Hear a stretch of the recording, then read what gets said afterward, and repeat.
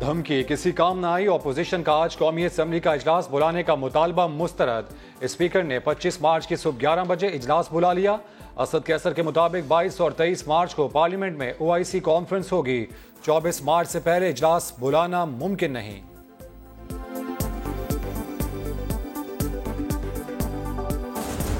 बुज़दिल कप्तान भाग रहा है, अदम एतमाद का वोट से भाग रहा है, इस हद तक भाग रहा है कि उसने अपना स्पीकर से कॉन्स्टिट्यूशन तुड़वाया है।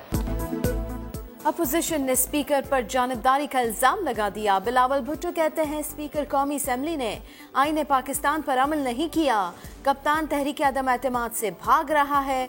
शाहिद खाकान अब्बासी बोले इमरान खान को निकालने वाले वही होंगे जिन्होंने मुंतखब किया था। आइन तोड़ने वाला स्पीकर हो या वज़ीर आज़म, उस पर आर्टिकल 6 लगेगा। पाकिस्तान की करप्ट तरीन वफाकी हुकूमत आज वजूद में है। जो आइन तोड़ेगा, चाहे स्पीकर हो, प्राइम मिनिस्टर हो, चाहे वजीर हो, कल आर्टिकल 6 का सामना करना पड़ेगा। लोगों को गालियां निकालने से, माफिया मांगने से काम नहीं चलेगा। क्या हॉर्स ट्रेडिंग करने वाला ताहयात नाअहल हो सकता है? क्या पार्टी पॉलिसी के खिलाफ दिया गया वोट गिनती में शुमार हो सकता है? वफाकी काबीना ने आर्टिकल 63A की तशरीह के लिए रेफरेंस के मुसव्वदे की मंजूरी दे दी। सदर मुमलिकत के दस्तखत से रेफरेंस आज सुप्रीम कोर्ट में दायर कर दिया जाएगा।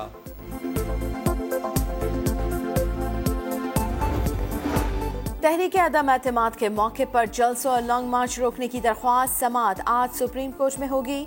सुप्रीम कोर्ट बार की दरख्वास्त पर तमाम सियासी जमातों को अपने वकला के जरिए हाजिरी यकीनी बनाने की हिदायत। अदालत ने IG इस्लामाबाद से सिंध हाउस पर हमले की रिपोर्ट तलब कर ली।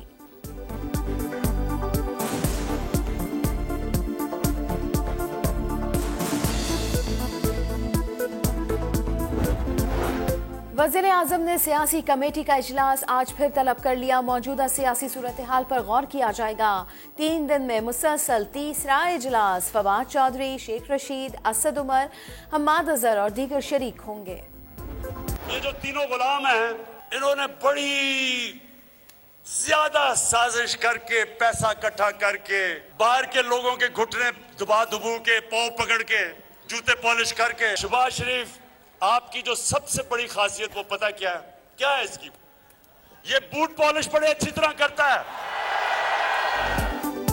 वज़ीर आज़म ने अपोजिशन रहनुमाओं को 3 गुलाम कह दिया। साथ ही मुनहरिफ अरकान को पैगाम दिया कि गलती की, वापस आ जाओ, मुआफ कर दूंगा।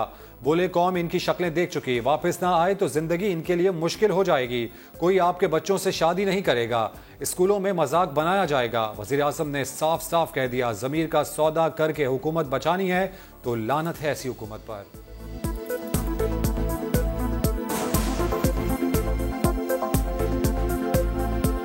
मेरे जो MNAs गलती कर बैठे हैं, आज मैं आपको पैगाम दे रहा हूं कि मैं आपको माफ कर दूंगा, वापस आ जाए, माफ कर दूंगा, वापस आ जाए।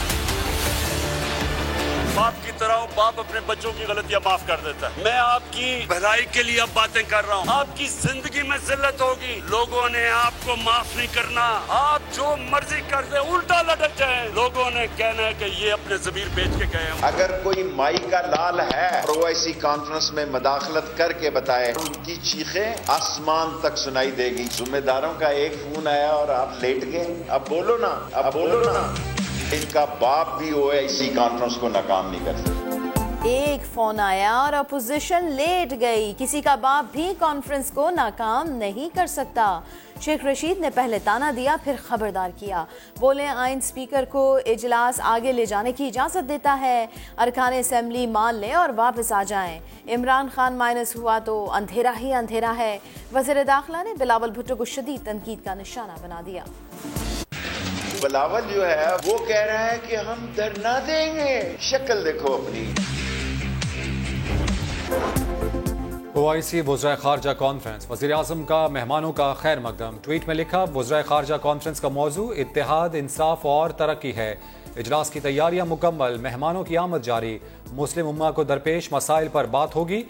मसला कश्मीर और फ़लस्तीन पर खुसूसी तवज्जो होगी।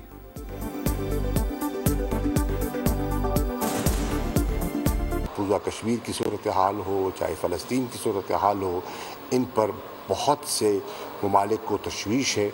उस पर सैर हासिल गुफ्तगू भी होगी, रेजोल्यूशंस जो हैं वो भी उन पर भी बहुत सा काम हो चुका है। दूसरे सेंटेंस में मजहब का जिक्र होता है।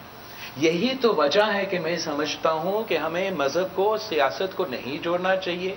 मजहब तो बहुत पाक चीज होता है और सियासत ही बहुत ही खतरनाक चीज होता है, और इन दोनों को अलग अलग रखे तो उतना ही बेहतर है।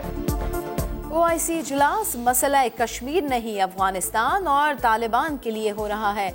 बिलावल भुट्टो ने नया शोशा छोड़ दिया, बोले मजहब को सियासत के साथ नहीं जोड़ना चाहिए, मजहब पाक चीज है और सियासत खतरनाक। एहसन इकबाल बोले आवाम को मुश्किलात में धकेलने वाली हुकूमत अब मजहब का सहारा ले रही है।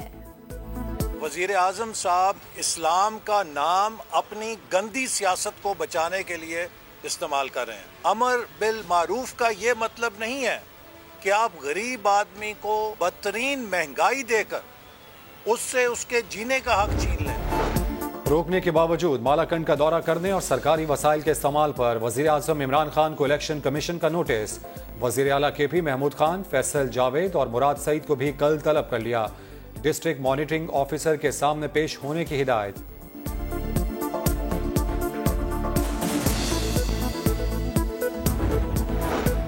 BNP के सरबराह अख्तर मेंगल का अपोजिशन रहनुमाओं को शाहिया, शहबाज शरीफ, बिलावल भुट्टो ज़रदारी और फजल रहमान के अलावा अवामी नेशनल पार्टी और पश्तूनख्वा मिली अवामी पार्टी के रहनुमाओं की शिरकत। हुकूमती इत्तेहादी MQM के उसामा दुरानी भी इशाइये में शरीक हुए।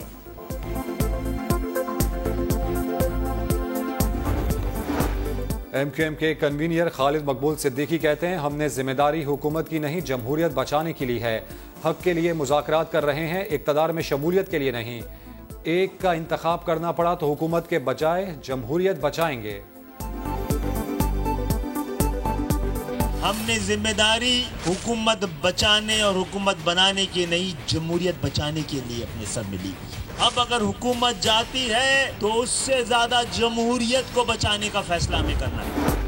पाक सरजमीन पार्टी की अजीजाबाद में अवामी राब्ता मुहिम। मुस्तफ़ा कमाल के खिताब के दौरान अजमल पहाड़ी और उमर सिद्दीकी भी स्टेज पर मौजूद। टारगेट किलिंग के इल्जाम में कैद अजमल पहाड़ी 2 माह पहले ही सखर जेल से रिहा हुआ।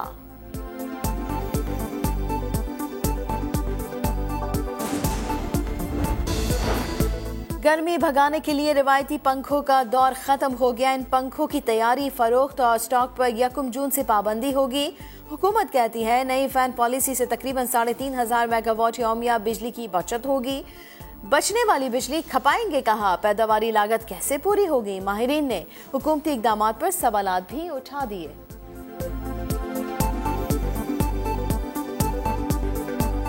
अब ये जो 16,000 मेगावाट है सर्दियों गर्मियों का फर्क, ये है जो कि आपके पंखे और एयर कंडीशनर्स और इस चीज़ों में गर्मियों में इस्तेमाल होता है। अगर आप ये सारी बिजली जो इस वक्त इस्तेमाल हो रही है इसको भी जो है आप ख़त्म कर देंगे, आपकी कैपेसिटी पेमेंट इतनी ज़्यादा हो जाएगी।